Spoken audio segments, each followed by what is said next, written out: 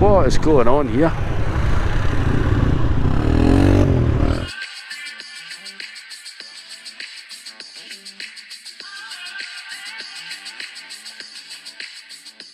Good evening YouTube, and welcome back to the channel.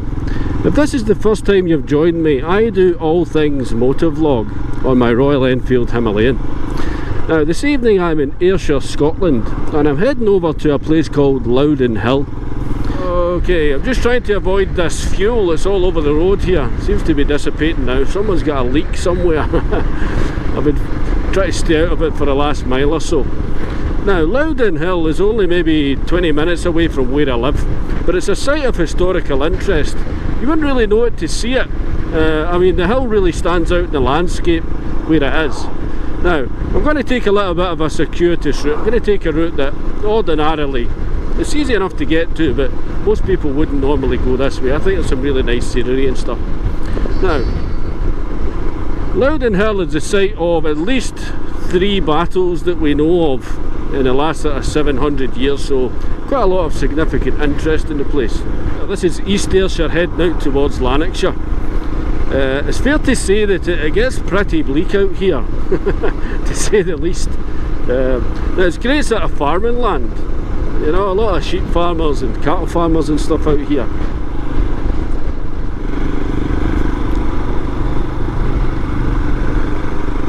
Now when I say this area is bleak, I'm not saying that to sound sort of rude in any way. I don't mean to offend anybody. I'm from this area. But you don't have the sort of sweeping vistas and the mountainscapes that you get in the north of Scotland, or even the sort of Galloway Hills type that you get towards the south of Ayrshire and out towards you know, sort of Dumfries and Galloway. This sort of middle ground here. Now, as you can see by looking around, this is what you're looking at now is not unusual for this area. Now it's not true of all of them, but a lot of the communities around here are in the past heavily linked to mining of some description, whether that would be like coal mining or iron, lead or tin, depending on what area we're in. But as a result of that, a lot of these communities completely died. And when I say died, a lot of the villages themselves actually disappeared. Now one of my favourite off-roading spots is a place called Darvel. My father was actually born there, believe it or not, but it's no longer in existence. And it's a bit odd, but I tend to find myself riding around there off-road on my bike, you know, thinking, how can it be that a couple of thousand people lived here at some point? You know, it's very odd. There's some fairly interesting historical figures come out of these little lost villages in the past, so I actually intend to do at least one video on sort of lost villages around Scotland. I'm not going to talk about it in every video. I mentioned it in the last video, but just to keep people up to date a little bit, I'm looking at uploading these vlogs every Thursday and every Saturday. These seem to be becoming increasingly more popular with more people, so I'm quite pleased about that. But other than that, on a Sunday I'm going to be uploading my sort of tips and tricks videos for adventure riders. Now that could be anything like how to pick up an adventure bike, how to ride them on a hill, riding adventure bikes on sand, all these things that I've become, okay, I ain't an expert, but I think I'm becoming quite adept at this type of thing. On a Monday I'm going to be doing sort of gear reviews and stuff like that, the gear I use. That's everything from what I'm wearing right now, my vlogging equipment, camping gear, all that sort of stuff. And on a Tuesday I'm going to be uploading all things Himalayan, and that again is something that people really seem to enjoy, is the sort of install videos and, you know, how to service the bike and all that sort of stuff. So again, I'm going to try and make it as interesting as I can, so hopefully across the broader audience people can enjoy all these different aspects of the channel. You see, it's wild, like. Now, ordinarily you can see, on a clear day you can see Loudon Hill from here. Normally it's quite clear over here, but here's this little loch here. You can actually make out Loudon Hill here in the distance. What is going on here? This is some kind of off-road centre. Now I think this is called Drumclog off-road. I'll put this up on the screen. Wow, look at these dudes. Oh, I need to make sure I come out here sometime. You know, mainly kids, but what a place to be riding around, eh? I knew it was here. You can actually get to it down here. There's a different route, but you can see there's lots and lots of tracks here where these lads are riding this whole countryside off-road. I'm going to make some inquiries about that actually. That's really interesting. It's down this road here actually. I wasn't going to go this way, but I'm going to go this way now. It's actually a good road, to be fair. Now, the entrance to that off-roading centre is here on the left. Just going to pull in a second. I'm not going in there, but what's it called? There we are. Drumclog Off-Road Centre. Down there. Now those lads ride around for miles around these hills and fields on their bikes. Worth a look, maybe, worth a look. Okay, let's go. Just be careful around these little back roads, guys. They're obviously single track roads with sort of passing places. I've always thought that this little corner of Scotland's got that sort of Yorkshire moors feeling to it, you know.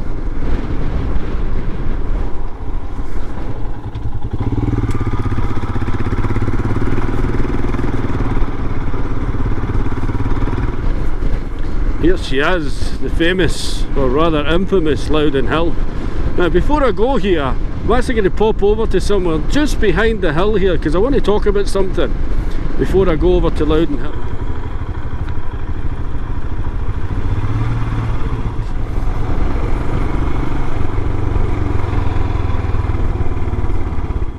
So I wanted just to pop out to this farm here. You see on the sign it says birthplace of Sir Alexander Fleming. So what, I hear you say. Who is this guy? Well, this lad was born here in 1881. He was the third son of four siblings. When he grew up, he moved to London and he served. He became a medical professional, and he served during the First World War in the medical corps. Now, he noticed that most men who didn't die instantly of their wounds in battle usually died later of sepsis, which is a bacterial infection. He also realised that men who were treated with antiseptic tended to have even higher mortality rates than those who didn't. So I'm just going to stop here for a minute, folks. This is a working farm. It's about 800 acres, but there's holiday cottages and stuff up here, believe it or not. Right up this muddy track, you can actually stay here. So the young lad who was born here, he's living in London. He's just come through the Great War as a doctor, essentially. And after that war, he decided to devote his life to the treatment of sort of bacterial infections and stuff like that. He was a scientist. So in the early 1920s, he discovers lysosome, a type of bacteria in the nasal cavity which has an effect on sort of weaker bacterial strains. It kills them off. It's part of the human body's natural defence system. Now this was quite a breakthrough, but nobody cared. So 1929, in his laboratory, he decides to go away on holiday for a week, but before he does that, he inoculates some bacteria in some petri dishes. Not all of those petri dishes were put into the incubators. A couple of them were left out. Anyway, a week later when he came back from holiday, he discovered that mould had started to grow. So he discovered that this mould was actually killing bacteria in this petri dish. And his exact words were, "That's funny." Now, nobody knew this at the time, but young Alexander here had made the greatest discovery in the history of medicine. He had discovered the first usable antibiotic, penicillin. Again, nobody cared, okay? Nobody really understood the significance of this except for Alexander. But he continued to publish his work and he continued his research. And finally, in 1945, he was awarded the Nobel Peace Prize. We take these things for granted now, but the reality is, diseases like tuberculosis and all of these other types of bacterial infections would wipe out 50% of the population. You know, these were the greatest reasons for things like infant mortality. You know, they would take every second child in the household. That's how significant this discovery was. So that wee boy Alexander, he would probably have been known as Sandy to his friends in the local area here. He was born in these fields in Ayrshire, at the back end of Darvel, a mile from Loudon Hill. By the time he died in 1955, he had won the Nobel Peace Prize. He had been knighted, and he's interred in St Paul's Cathedral in London.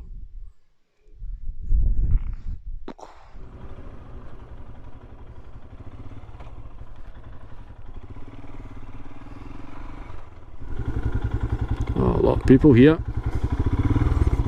There she is. Park over here, I think. A lot of people come here to climb this little hill. Pretty awesome. How we doing, folks? I'm from 24 Hours in the Future now.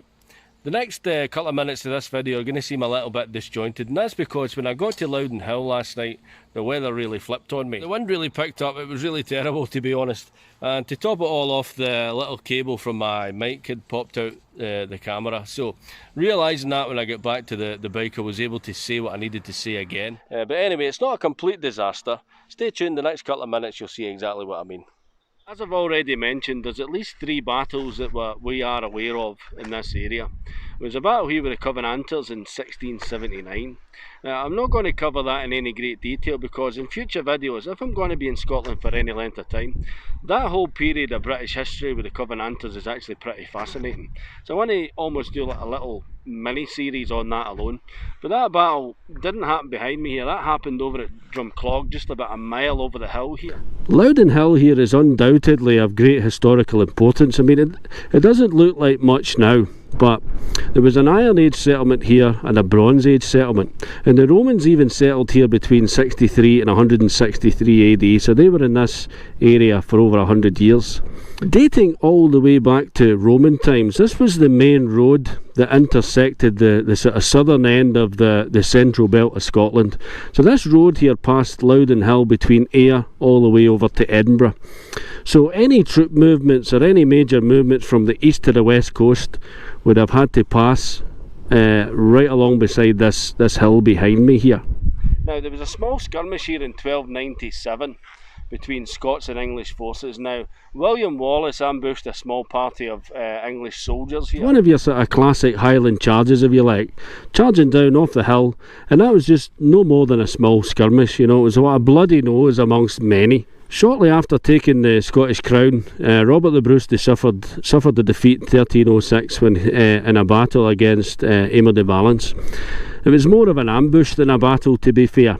But that sort of set the scene, almost gave the Bruce permission in his own mind to start fighting in that manner, that sort of ambush and that hit and run sort of manner. The Bruce had lured de Valance into the hills of Galloway, and he had inflicted a small defeat on him at Glen Trool. So a month later we find ourselves here at Loudon Hill. Let's go for a walk.